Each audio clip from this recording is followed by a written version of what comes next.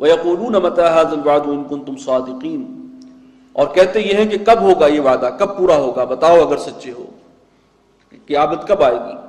قُلْ عَسَىٰ أَن يَكُونَ رَدِفَ لَكُمْ بَعْضُ الَّذِي تَسْتَعْجِلُونَ، کہیے کہ بہت ممکن ہے کہ جس چیز کی تم جلدی مچا رہے ہو اس کا کچھ حصہ تمہارے سر پر ہی معلق ہو، وہ بالکل تمہارے سر پر کھڑی ہو، وہ قیامت تمہارے پیچھے لگی ہوئی ہو۔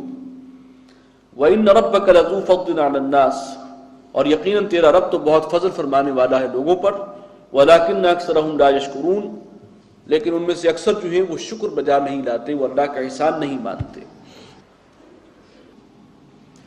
وَإِنَّ رَبَّكَ لَيَعْلَمُ مَا تُكِنُّ صُدُورُهُمْ وَمَا يُعْلِنُونَ، اور یقیناً تمہارا رب جانتا ہے جو کچھ کے چھپائے ہوئے ہیں ان کے سینے، اندر جو کچھ مخفی ہے، جو ان کے عزائم ہیں، امنگیں ہیں، ارادے ہیں، جو نیتیں ہیں، ان سے باخبر ہے۔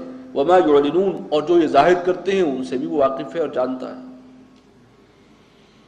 وَمَا مِنْ غَائِبَةٍ فِي السَّمَاءِ وَالْأَرْضِ إِلَّا فِي كِتَابٍ مُبِينٍ، اور آسمان میں اور زمین میں کوئی مخفی چیز ایسی نہیں ہے مگر یہ کہ وہ ایک واضح کھلی کتاب میں موجود ہے۔ اللہ کے علم قدیم میں ہر شے موجود ہے، یا یوں کہیے کہ لوح محفوظ میں ہر چیز کا ریکارڈ پہلے سے درج ہے۔ ان هذا القرآن يقص على بنی اسرائیل اکثر الذی هم فیہ یختلفون، بے شک یہ قرآن جو ہے ان بہت سی چیزوں کو واضح کر رہا ہے بنی اسرائیل پر، اہل کتاب پر، کہ جن میں وہ اس سے پہلے اختلاف کیا کرتے تھے۔ بہت سی چیزیں جن میں ان کو اختلاف تھا، وہ باتیں ان کی سمجھ سے باہر تھیں، قرآن مجید نے آ کر ان کو حل کیا ہے اور ان کے بارے میں ایک واضح ہدایت اور رہنمائی دی ہے ان کو۔ وَإِنَّهُ لَهُدًى وَرَحْمَةٌ لِّلْمُؤْمِنِينَ، اور یقیناً یہ قرآن ہدایت ہے اور رحمت ہے ان کے لیے جو ماننے والے ہیں، جو اس پر ایمان لانے والے ہیں۔ إِنَّ رَبَّكَ يَقْضِي بَيْنَهُمْ بِحُكْمِهِ، یقیناً تیرا رب فیصلہ فرمائے گا ان کے درمیان اپنے اختیار سے۔ وَهُوَ الْعَزِيزُ الْعَلِيمُ، اور وہ العزیز ہے، زبردست ہے، العلیم ہے، سب کچھ جاننے والا ہے۔ فَتَوَكَّلْ عَلَى اللَّهِ، اے نبی آپ تو توکل کیجئے اللہ کی ذات پر۔ إِنَّكَ عَلَى الْحَقِّ الْمُبِينِ، اور یقیناً آپ بالکل واضح راستے پر ہیں جو صحیح ہے، درست ہے اور سیدھا ہے۔ إِنَّكَ لَا تُسْمِعُ الْمَوْتَى، اے نبی آپ ان مردوں کو نہیں سنا سکتے۔ وَلَا تُسْمِعُ الصُّمَّ الدُّعَاءَ إِذَا وَلَّوْا مُدْبِرِينَ، اور نہ اپنی پکار جو ہے سنا سکتے ہیں ان بہروں کو جبکہ یہ بھاگتے ہیں پیٹھ پھیر کر۔ آپ انہیں اللہ کی آیات سناتے ہیں اور یہ منہ موڑ کر بھاگتے ہیں۔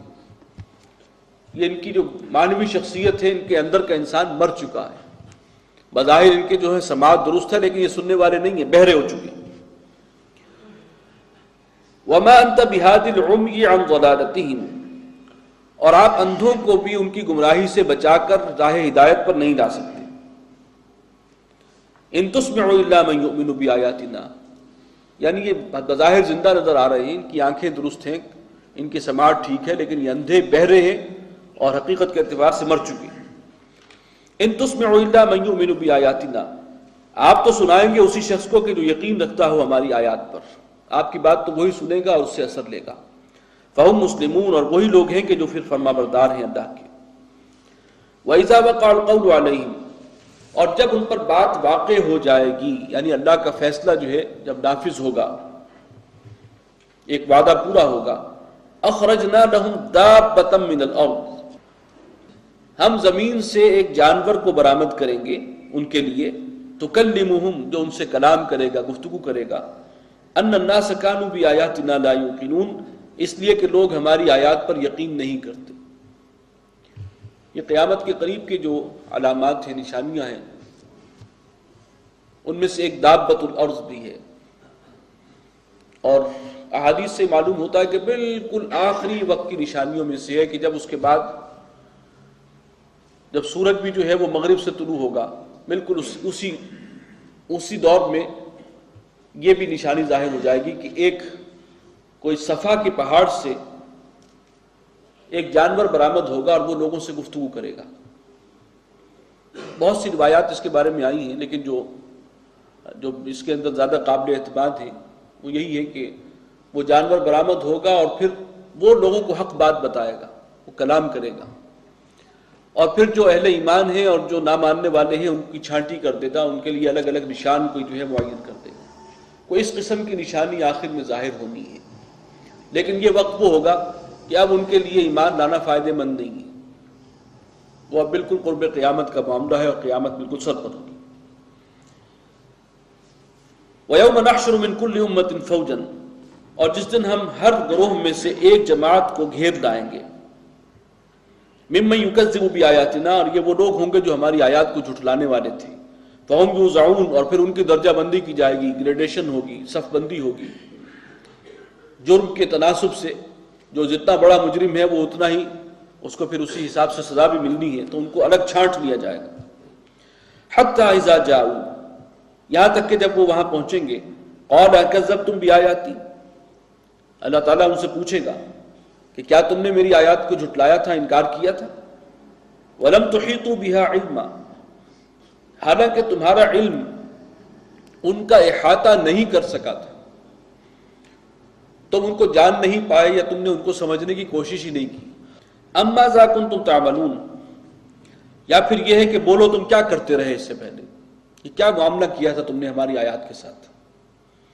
وَوَقَعَ الْقَوْلُ عَلَيْهِمْ بِمَا ظَلَمُوا، اور ان پر بات پوری ہو جائے گی، یعنی اللہ تعالیٰ کا عذاب جو ہے ان پر نافذ ہو کر رہے گا، اور یہ ان کے ظلم اور زیادتی کی سزا ہے جو انہیں ملے گی۔ فَهُمْ لَا يَنْطِقُونَ، اور پھر وہ کلام تک نہیں کر سکیں گے، اپنی مدافعت میں بھی کوئی بات نہیں کہہ سکیں گے۔ أَلَمْ يَرَوْا أَنَّا جَعَلْنَا اللَّيْلَ لِيَسْكُنُوا فِيهِ وَالنَّهَارَ مُبْصِرًا، کیا وہ دیکھتے نہیں کہ ہم نے رات کو بنایا ہے تاکہ اس میں وہ آرام کریں، سکون حاصل کریں، اور دن کو ہم نے بنایا ہے روشن۔ إِنَّ فِي ذَلِكَ لَآيَاتٍ لِقَوْمٍ يُؤْمِنُونَ، بے شک اس میں نشانیاں ہیں ان لوگوں کے لیے جو ایمان لانے والے ہیں۔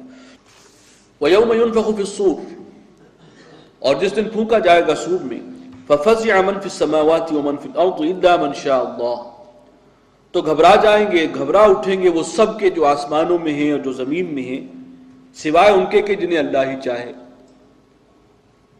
وَكُلٌّ أَتَوْهُ دَاخِرِينَ، اور سب چلے آئیں گے اللہ کے سامنے عاجزی کا اظہار کرتے ہوئے، سر جھکائے ہوئے۔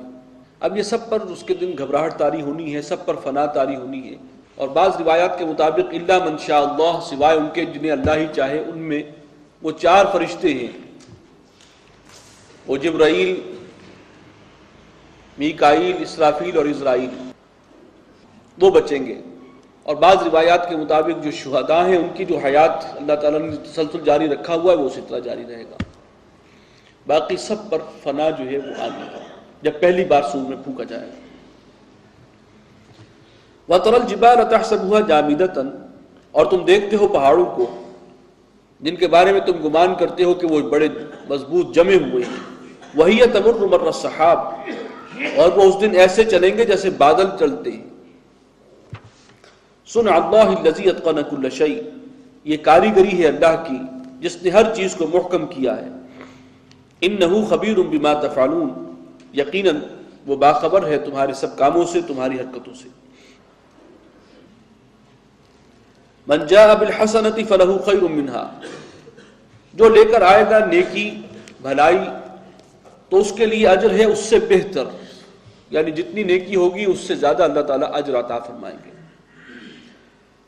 وَهُمْ مِنْ فَزَعٍ يَوْمَئِذٍ آمِنُونَ، اور وہ لوگ اس دن کی گھبراہٹ سے امن میں ہوں گے، یعنی جن کی نیکیاں زیادہ ہیں۔